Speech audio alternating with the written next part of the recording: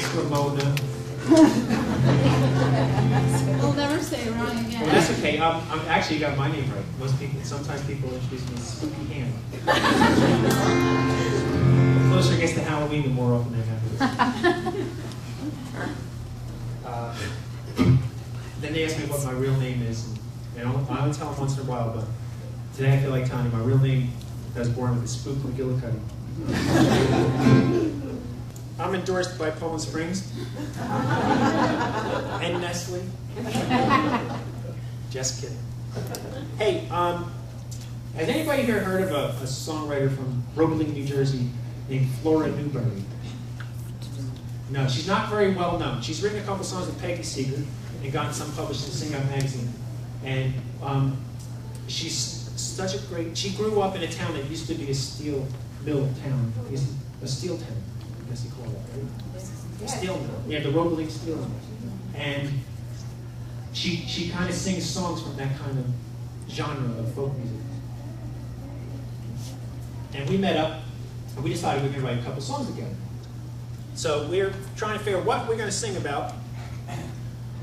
And lots of times when you get together to write a song, what you plan to do is you spend the whole day together. And the goal is that by noon, you know what the song's going to be about. And you start off at 9 o'clock in the morning, and it's like, so what's up?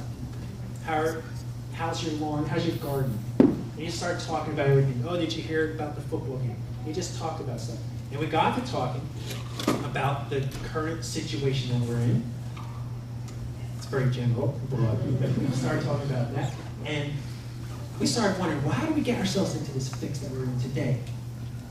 And Flora said, well, you know, it kind of was inevitable. It was an inevitable consequence of what happened in the 1990s. And I said, yeah, but that couldn't be helped. I mean, that was, you know, the result of our policies from the 1980s. And that was the Cold War, which you know, followed after World War II. He said, yep, World War II came because of World War I. And we just kept going further back in time. We asked ourselves, when did all of this trouble begin? When did it begin? And we decided that it probably began at the beginning of time. It probably began when Cain and Abel, one of them, Cain, right? Just kidding, I know my history. Cain decided that he could make a deal with death and use death as a friend. And then after death did his dirty work, Cain thought that he could, you know, kind of walk away from it and not have to deal with the consequences of the actions that he put into play. But you know what? Death came anyway. And that was new. And by the afternoon, we had an idea for a song. And 3 months later, we had this song. It's called Death Came Anyway.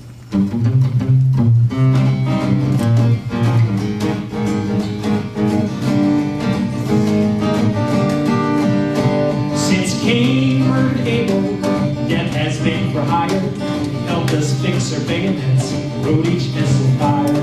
He never asked more than an eye for an eye. We thought we could absolve our debts, praying to the sky. Death came anyway. Ooh, death came anyway. We came to our senses, saying no one wins at war. Closed the schools and told death we won't work with you no more. With an air of defiance, we put flowers in his guns. Guardsmen started yielding ground, we thought that we had won. Death came anyway. Ooh, death came anyway. Some people called for revolution. Others cried, nothing can be done. I said we make our own decisions. Keep death as a friend. Or maybe we can bring it in.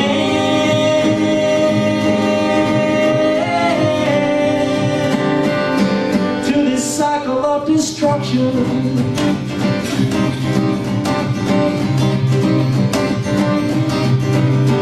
In a tower in a city, 100 stories high, looked out on a sunny day and sat down with a sigh. There was nothing further from us than the thought that we might die. We felt that death was far away, forgot that he could fly. Death came anyway. Ooh,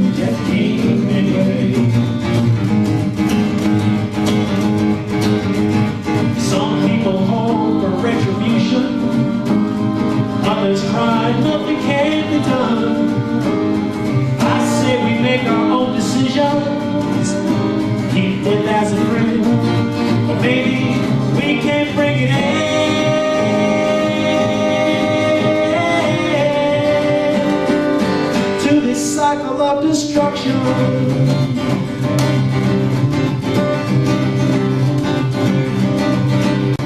We deluded ourselves to think the world was on the mend. What a shock to find ourselves in bed with death again. He said, let's go dust off those weapons of war. We knew the drill so well, we didn't need him anymore. Death came anyway. Death came anyway. Through the wail of sirens, bombs bursting in the air. We told him which side we were on, he didn't seem to care.